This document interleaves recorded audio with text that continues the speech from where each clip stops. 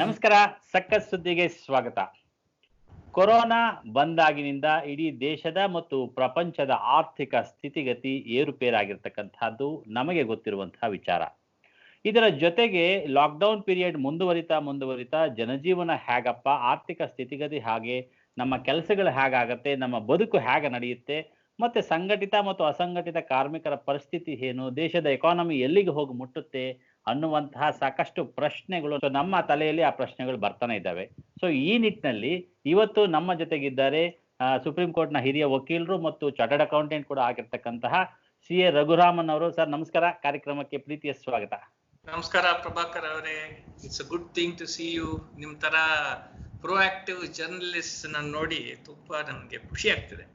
Thank you so much sir, thank you.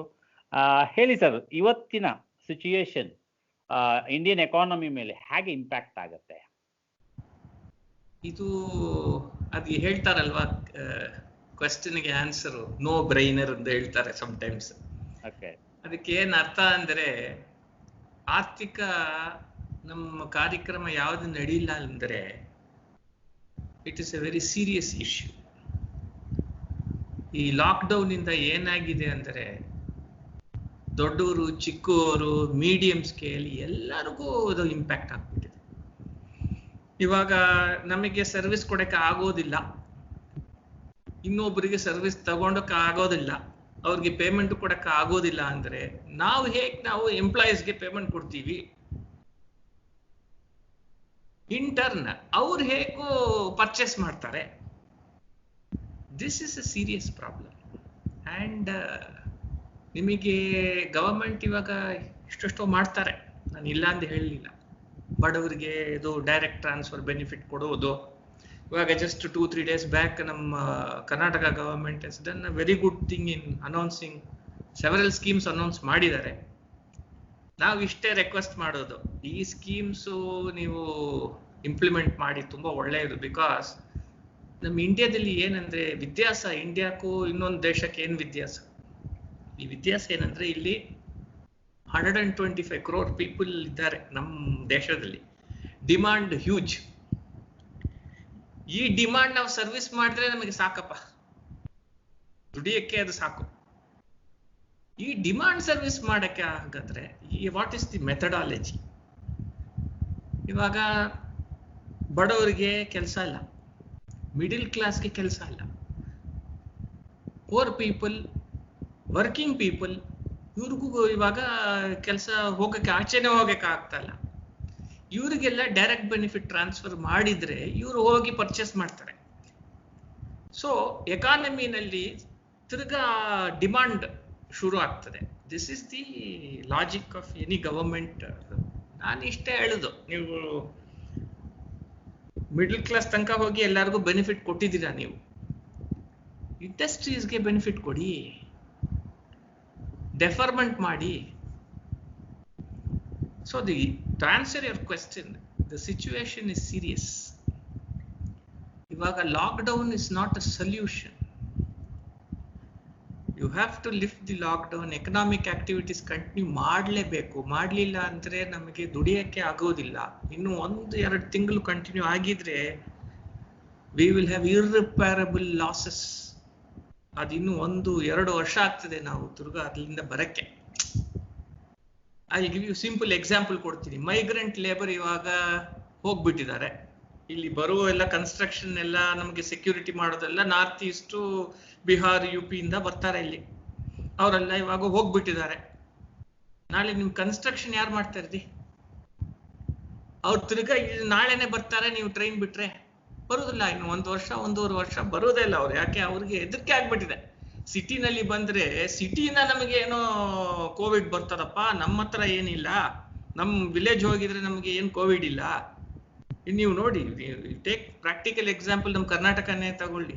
ಬ್ಯಾಂಗ್ಳೂರ್ನಲ್ಲಿ maximum interior Karnataka ಹೋಗಿದ್ರೆ ಯಾವ್ದು ಏನ್ ಪ್ರಾಬ್ಲಮ್ ಇಲ್ಲ, ಅಲ್ಲಿ ಕೋವಿಡ್ ಇಲ್ಲ, ಈವಿಡ್ ಇಲ್ಲ, ಯಾವ್ದಿಲ್ಲ. So it is a city born problem. ಅಂದ್ರೆ the moral of the story itself is, ಈಗ ನಾವು ನಮ್ಮ ಹಳ್ಳಿಲಿ ಇದ್ರೆ ರೋಟಿ ಕಪಡ ಅವ್ರ ಮಕಾನ್ ಮಿನಿಮಮ್ ನಡೆಯುತ್ತೆ. ಎಸ್, ನೀವು ನೋಡಿದ್ರೆ ನೀವೇ ನೋಡಿ, ನಾನು ನಮ್ಮ ಮನೆಯಲ್ಲಿ ಇದ್ದೀನಿ. 80% of our needs now are not required. 20% ಇದೆ. ಈ ತರ ನಾವು ಹೇಳಿದ್ರೆ what will happen to the economy? ಏನೇನ್ ಇವಾಗ ಬರ್ತಾ ಇದೆ ಎಲ್ಲರೂ ಅವರೆಲ್ಲ ಕಟ್ ಮಾಡ್ಬೇಕು, ಕಟ್ ಬ್ಯಾಕ್ ಮಾಡ್ಬೇಕು. ಕಟ್ ಬ್ಯಾಕ್ ಮಾಡಿದ್ರೆ ಎಂಪ್ಲಾಯ್ಮೆಂಟ್ ಹೋಗ್ಬಿಡುತ್ತೆ. ಎಂಪ್ಲಾಯ್ಮೆಂಟ್ ಹೋಗ್ಬಿಟ್ರೆ ತಿರ್ಗಾ ಪರ್ಚೇಸಿಂಗ್ ಪವರ್ ಬರುವುದಿಲ್ಲ. Moral of the story, if you go back to your village and stay, ಇಲ್ಲಿ ಸಿಟಿನಲ್ಲಿ ಕೆಲಸ ಯಾರು ಮಾಡುದು? That is the problem. ಈ ಎಕಾನಮಿ ಈಗ ಚಲಾವಣೆಯಲ್ಲಿ ಇದ್ದಂತಹ ದುಡ್ಡು ಇಡೀ ನಮ್ಮ ದೇಶದಲ್ಲಿ ಎಲ್ಲೋ ಒಂದ್ ಕಡೆ ಇರುತ್ತೆ. ಅವರವ್ರ ಹತ್ರ ಅಷ್ಟಷ್ಟು ಇಷ್ಟಷ್ಟು ಏನೋ ಇರುತ್ತೆ. ಸೊ ಓವರ್ ಆಲ್ ಇಂಪ್ಯಾಕ್ಟ್ ಆಗೋದಾದ್ರೆ, ಸೊ ಇದು ಪ್ರತಿಯೊಬ್ಬ ಮನುಷ್ಯನ ಮೇಲೆ ಹೆಂಗೆ ಇಂಪ್ಯಾಕ್ಟ್ ಆಗತ್ತೆ? ಹೆಂಗೆ ಇಂಪ್ಯಾಕ್ಟ್ ಆಗ್ತದೆ ಅಂದ್ರೆ, it is basically cash flow problem. ನನ್ನ ಹತ್ರ ದುಡ್ಡಿದ್ದೆ, ನಾನು ನಿಮಗೆ ಕೊಡಬೇಕು. ಎಕ್ಸಾಂಪಲ್ ಕೊಡ್ತೀನಿ. ನೀವು ಸರ್ವಿಸ್ ಮಾಡಿದ್ರೆ ನನಗೆ, ನಾನು ನಿಮಗೆ ಕೊಡಬೇಕು. ನಾನು ಇಲ್ಲ ಅಂತ ಹೇಳಲಿಲ್ಲ, ನಾನು ಕೊಡ್ತೀನಪ್ಪ. ಇವಾಗ ನನಗೆ ಮಾಡಕ್ ಆಗೋದಿಲ್ಲ, ಒಂದು 3 ತಿಂಗಳಾಗ್ಲಿ ಅಂತ ಹೇಳ್ತೀನಿ. ನೀವು ಹೇಳ್ತೀರಾ 3 ತಿಂಗಳು ನೀವು ಕೊಡ್ಲಿಲ್ಲ ಅಂದ್ರೆ ನಾವು ಹೇಗೆ ಸರ್ ದುಡಿಯುವುದು? It is a major cash flow problem. ನನಗೆ ಕ್ಯಾಶ್ ಫ್ಲೋ ಪ್ರಾಬ್ಲಮ್ ಬಂದ್ರೆ ನಾನು ಏನ್ ಮಾಡ್ತೀನಿ? ನಾವು ವಾಟ್ ವಿಲ್ ಯು ಡೂ? ನಾನು ನನಗೆ ಪೇಮೆಂಟ್ ಕೊಡ್ಲಿಲ್ಲ ಅಂದ್ರೆ ನೀವೇನ್ ಮಾಡ್ತೀರಾ? ನಿಮಗೆ ಏನ್ ತುಂಬಾ ಅವಶ್ಯಕ ಬೇಕು ಅದ್ ಮಾತ್ರ ನೀವು ಪರ್ಚೇಸ್ ಮಾಡ್ತೀರಾ, ಇಟ್ಕೊಳ್ತೀರಾ. ಫ್ಯಾಮಿಲಿಗೆ ನಿಮ್ಗೆ ಏನ್ ಬೇಕೋ ಅಷ್ಟೇ ಮಾಡ್ತೀರಾ. ಬೇರೆ ಎಲ್ಲ ನೀವು ಹೇಳ್ತೀರಾ, ಇಲ್ಲಪ್ಪ ಇವತ್ತು ಬೇಡ, ಇವಾಗ ಬೇಡ, 3 ತಿಂಗಳ ಆಮೇಲೆ ನೋಡೋಣ. ನಿಮಗೆ ಒಂದು ಮೊಬೈಲ್ ಫೋನ್ ಇದೆ, ಇವತ್ತು ಎಕ್ಸ್ಚೇಂಜ್ ಮಾಡ್ಬೇಕಾದ್ರೆ ನೀವು ಮಾಡಕ್ ಆಗೋದಿಲ್ಲ. ಈ ಮೊಬೈಲ್ ಒಂದು ತುಂಬಾ ಇಂಪಾರ್ಟೆಂಟ್ ಏನಿಲ್ಲಪ್ಪ ಇವತ್ತು, ನಾಳೆ ಮಾಡೋಣ, ಇಲ್ಲ 3 ತಿಂಗಳು ಆದ್ಮೇಲೆ ಮಾಡೋಣ. ಬಟ್ ಇವತ್ತೇನ್ ಇಂಪಾರ್ಟೆಂಟ್ ಅಂದ್ರೆ ನನ್ನ ಮೆಡಿಸಿನ್ ನನ್ನ ತಂದೆಗೆ ತಗೊಳ್ಬೇಕು. ಇವತ್ತೇನ್ ಇಂಪಾರ್ಟೆಂಟ್ ಅಂದ್ರೆ ರೈಸು ಮತ್ತು ಇದು ಗ್ರೈನ್ಸ್ ಎಲ್ಲ ನನ್ನ ಫ್ಯಾಮಿಲಿಗೆ ತಗೊಳ್ಬೇಕು. ಚಿಕ್ಕ ಮಕ್ಕಳು ಇರ್ತಾರೆ, ಅವರಿಗೆ ಹಾಲು ಕೊಡಬೇಕು. So it will become a life of necessity.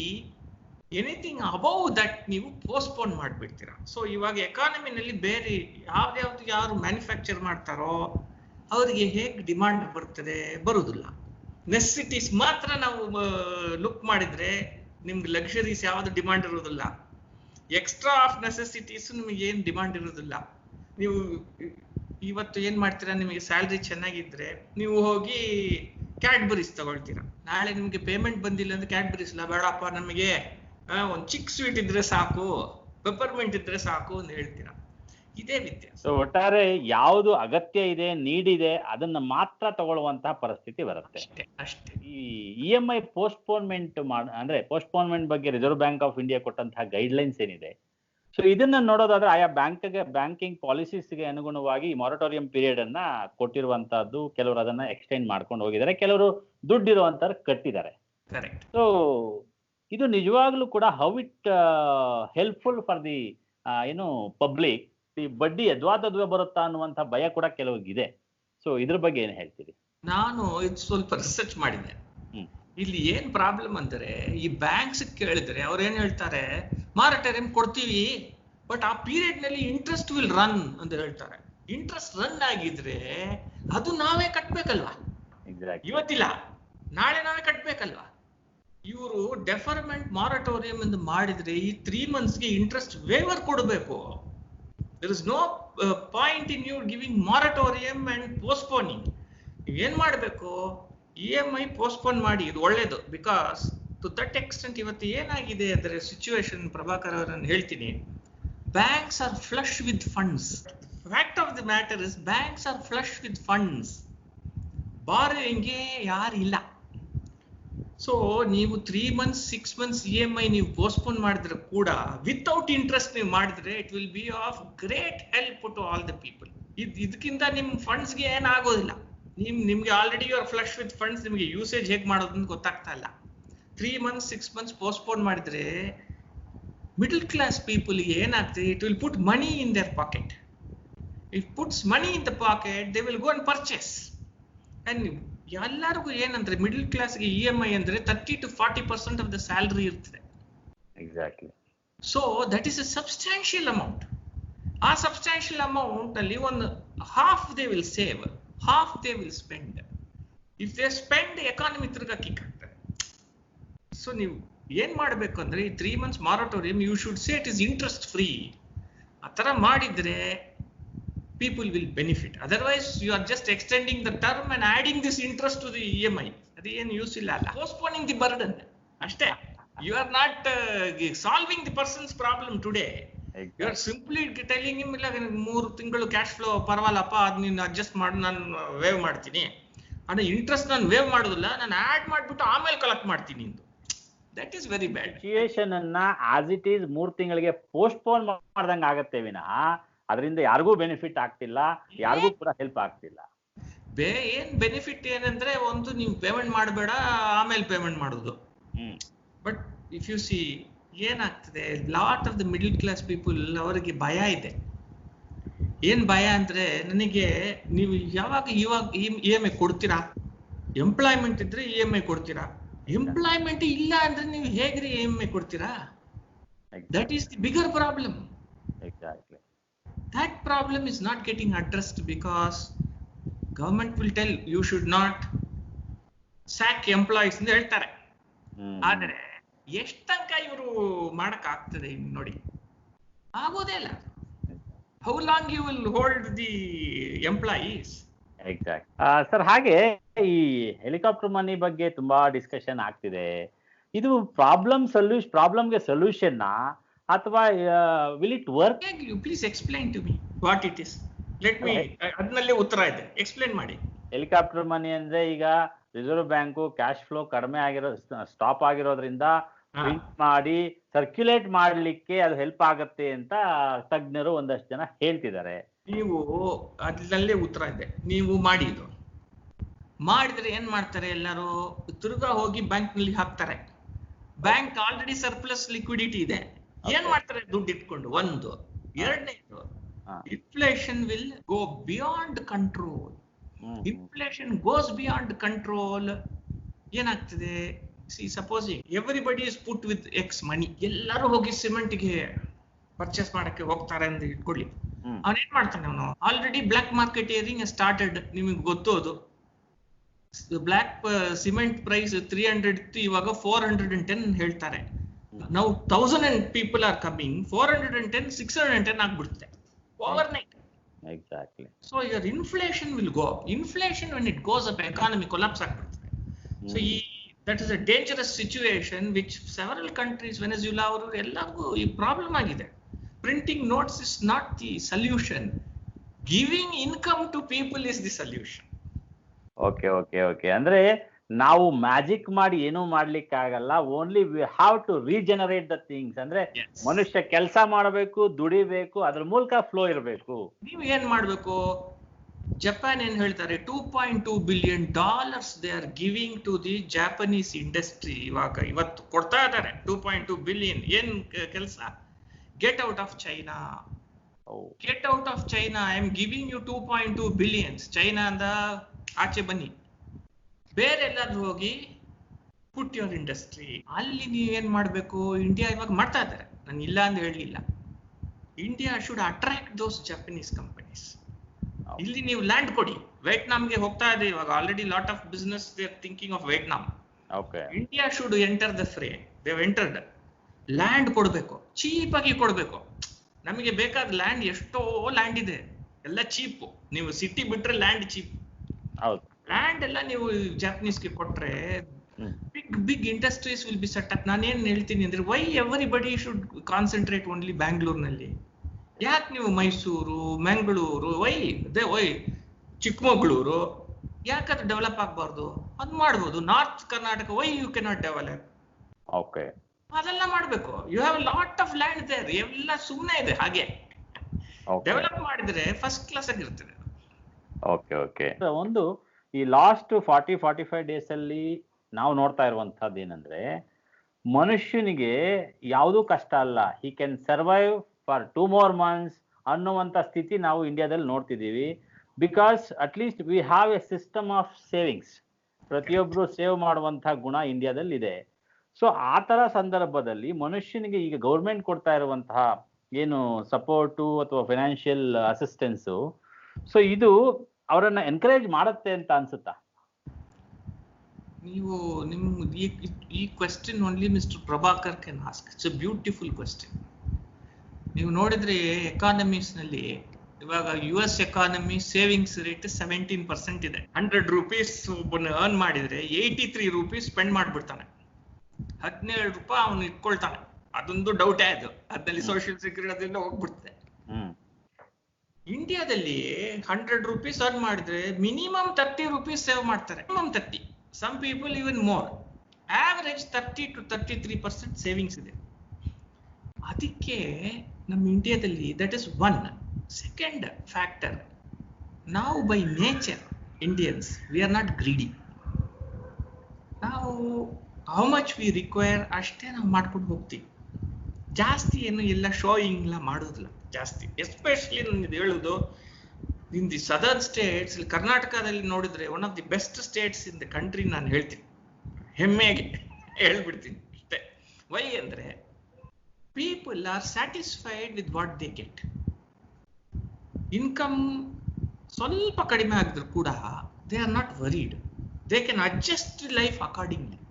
So ಈ ಗವರ್ಮೆಂಟ್ ಕೊಡೋ ದುಡ್ಡು ತುಂಬಾ ಇಂಪಾರ್ಟೆಂಟ್. ಯಾಕೆಂದ್ರೆ ಇವತ್ತು ನನಗೆ ಏನಿಲ್ಲ, ಒಂದ್ 3,000 ಬರ್ತದೆ ಅಂದ್ರೆ ಏನಾದ್ಕೆ ನಾನು ಯೂಸ್ ಮಾಡ್ತೀನಪ್ಪ. So it is very important to give income support to poor people, those who don't have employment. ಅವರಿಗೆ ನೀವು ಇನ್ಕಮ್ ಸಪೋರ್ಟ್ ಕೊಡೋದು ಒಳ್ಳೇದು. Only thing is you should make sure it does not go to liquor shops. Exactly. That is very important because ಇವಾಗ ನೋಡಿದ್ರೆ ನೀವು ಬೆಂಗಳೂರಿನಲ್ಲಿ ಎಲ್ಲರೂ liquor shop ನಲ್ಲಿ ಮ್ಯಾಕ್ಸಿಮಮ್ ಕ್ಯೂ ಇದೆ. Hundreds of crores of turnover within a span of 2 days. Yes, that is because government. I will give you another important information. Government maximum revenues come from 2 products. One the liquor, ಇನ್ನೊಂದು cigarettes. ಇದು ಎರಡು ಇಲ್ಲ ಅಂದ್ರೆ ನಮ್ಮ economy ಹೋಗಕ್ಕೇನೆ ಆಗೋದಿಲ್ಲ. Okay. At this reason why liquor shops open ಮಾಡೋದು is because excise duty that is collected on liquor maximum ಇದೆ. ನೀವು ನೋಡಿದ್ರೆ ಈ ಚಾನ್ಸ್ ತಗೊಂಡು ಗವರ್ಮೆಂಟ್ ಬಿಸ್ನೆಸ್ ಮೆನ್ ಇಂದ ವರ್ಸ್ಟ್ ಆಗ್ಬಿಟ್ಟಿದ್ದಾರೆ. Excise duty heavy hike. State government ಮಾತ್ರ ಹೇಳಿಲ್ಲ, ಯು ಸಿ ಸೆಂಟ್ರಲ್ ಗವರ್ಮೆಂಟ್. ನೀವು ಪೆಟ್ರೋಲ್ ನೀವು ತಗೊಳ್ಳಿ ಪ್ರಭಾಕರ್ ಅವರೇ, 70 rupees is the cost of diesel. ಕೊಳ್ಳಿ 70 rupees. You know what is the real price of diesel? 18 rupees. 48 rupees is taxes. 32 rupees excise duty on diesel going to the union government.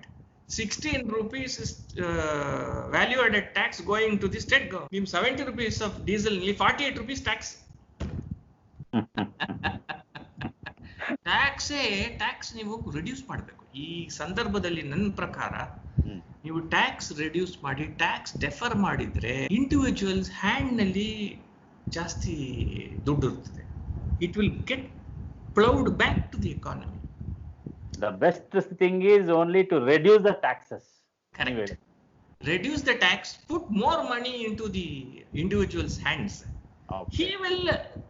ನೀವು ಎಷ್ಟು ನೀವು save ಮಾಡ್ತೀರಾ? ಒಂದು 30%, 35, 38 ಹೋಗ್ತದೆ. ಆಮೇಲೆ you will only spend. Exactly. So spending will kick back the economy again. This is a good time and you can attract foreign investment. 15% corporate tax ಮಾಡಿದಿರಾ, individual tax people ಗೆ why don't you drop it? What ಏನ್ ಪಾಪ ಮಾಡಿದಾರೆ ಅವರು? ಮಾಡ್ರಿ, ಯಾಕ್ರಿ 30, 35 ಎಲ್ಲ ಹೇಳ್ತೀರಾ? 20% ಟ್ಯಾಕ್ಸ್ ಮಾಡ್ರಿ ಇವರಿಗೆ. ಒಂದು ಯೂನಿಫಾರ್ಮಿಟಿ ಮಾಡೋತರ ಯೂನಿಫಾರ್ಮ್ ಆಗಿ ಮಾಡ್ರಿ. ಬೇಕಾದ್ರೆ ರಿಚ್ ಪೀಪಲ್ ಸ್ವಲ್ಪ ಎಕ್ಸ್ಟ್ರಾ ಟ್ಯಾಕ್ಸ್ ಮಾಡಿ, ಏನ್ ಪ್ರಾಬ್ಲಮ್ ಇಲ್ಲ. 125 ಮಾಡಿ ಅವರಿಗೆ. ಪುವರ್ ಪೀಪಲ್ಗೆ 15 to 20% ಮಾಡ್ರಿ. ಸ್ಯಾಲರಿಡ್ ಪೀಪಲ್ಗೆ ಏನ್ ಮಾಡ್ತಾರ್ರಿ ಅವರು? ಆ ಸ್ಯಾಲರಿ ತಗೊಂಡು ತಿರುಗಾ they are going to give back to you only. Exact. as taxes. That is the method. So a rotation system ಇದೆ, so that only the government can reduce the taxes to save the public. ಅವರ life style ಇನ್ ಸ್ವಲ್ಪ ಸುಧಾರಿಸಕ್ಕೆ, economy ಸ್ವಲ್ಪ growth ಆಗ್ಲಿಕ್ಕೆ help ಆಗುತ್ತೆ ಅಂತ ಹೇಳ್ತಿದ್ದೀವಿ. ಇವಾಗ ಏನಾಗ್ತದೆ, MSMEs, small scale industries ಎರಡು ಆಲ್ಮೋಸ್ಟ್ ನಾನು ಹೇಳ್ತೀನಿ it is on the verge of closure. Small scale already closure ನಲ್ಲಿ ಇದ್ದಾರೆ. MSMEs, I am telling you, 25% of the MSMEs are on the verge of closure. In 1 month ಈ lockdown extend ಆಗಿದ್ರೆ ಅವ್ರೆಲ್ಲ close ಮಾಡ್ಬಿಡ್ತಾರೆ. They will not revive again. ನೀವು ಅವ್ರು revive ಆಗಿಲ್ಲ ಅಂದ್ರೆ ನಿಮ್ GST ಎಲ್ಲಿ ಬರುವುದು, ನೀವು ಇನ್ಕಮ್ ಟ್ಯಾಕ್ಸ್ ಎಲ್ಲಿ ಬರುವುದು? ಒಂದು ವಿಚಾರವನ್ನ ನಾವು ಗಮನಿಸಬೇಕಾಗತ್ತೆ. ಸರ್ಕಾರ ಮಾಡಬೇಕಾದಂತಹ ಒಂದು ಕರ್ತವ್ಯ ಏನಪ್ಪಾ ಅಂದ್ರೆ ಟ್ಯಾಕ್ಸಸ್ ಅನ್ನ ರೆಡ್ಯೂಸ್ ಮಾಡಿ ಶ್ರೀಸಾಮಾನ್ಯನ ಕೈಯಲ್ಲಿ ಹಣ ಓಡಾಡೋ ಹಾಗೆ ಫ್ಲೋ ಆಗೋ ಹಾಗೆ ಮಾಡುವಂತಹದ್ದು ಬಹಳ ಅನಿವಾರ್ಯ ಅನ್ನುವಂತಹದ್ದು ರಘುರಾಮನ್ ಅವರು ಹೇಳ್ತಾ ಇರುವಂತಹ ಮಾತು. ಸೊ ಇವತ್ತಿನ ಈ COVID-19 ಸಿಚುಯೇಷನ್ ಹೇಗಿದೆ ಅಂದ್ರೆ ಎಕಾನಮಿ ಇಂಪ್ಯಾಕ್ಟ್ ಅಷ್ಟೇ ಅಲ್ಲ, ಮನುಷ್ಯನ ಲೈಫ್ ಸ್ಟೈಲ್ ಮೇಲೂ ಕೂಡ ಸಾಕಷ್ಟು ಇಂಪ್ಯಾಕ್ಟ್ ಅನ್ನ ಬೀರಿದೆ ಅಂತ ಹೇಳ್ಬೋದು. Thank you so much sir for economy ಬಗ್ಗೆ ಸಾಕಷ್ಟು ಮಾಹಿತಿಗಳನ್ನ ಸಖತ್ ಸುದ್ದಿ ಜೊತೆ ಮಾತನಾಡಿದಿರಿ. Thank you so much. Thank you very much Prabhakar ಅವರೇ. ವೀಕ್ಷಕರಿಗೆ ಎಲ್ಲರಿಗೂ ನಾನು ನಮಸ್ಕಾರ ಮಾಡ್ತೀನಿ. Please live safely wherever you are and make sure that this Covid goes out. I am very sure ಇಂಡಿಯಾದಲ್ಲಿ ಅಷ್ಟು ದೊಡ್ಡದಾಗಿ ಇದು ಬರುವುದಿಲ್ಲ ಅನ್ನೋ ನಮಗೆ ಒಂದು ನಂಬಿಕೆ ಇದೆ. ಬಿಕಾಸ್ ನಮ್ಮ ಹತ್ರ ರೆಸಿಸ್ಟೆನ್ಸ್ ಇದೆ, ಬಾಡಿ ನಮ್ ಹಾಗೆ ಇದೆ, ರೆಸಿಸ್ಟೆನ್ಸ್ ಇದೆ, ಪ್ಲಸ್ ಇಂಡಿಯನ್ಸ್ಗೆ ಡಿಟರ್ಮಿನೇಷನ್ ಇದೆ, ಎರಡು ಇದೆ. Thank you.